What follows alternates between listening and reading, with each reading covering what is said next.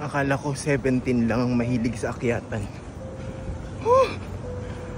Pati pala ang iPad. Zuno! My God. Ang cute-cute mo pero ang hilig mo pala sa akyatan. Ay, nakatingin ako mga be. Ayan na siya. Hinihingal lang ako. Tada! Ayun na nga mga be at engines, pinuntahan ko itong Teddy Burro House dito sa Seoul kung saan nag-shoot ng N-Log niya si Suno. Ayan, mismo si Suno. Kita nyo naman yung croissant na yon. Naku, tinikman ko rin yan mga be.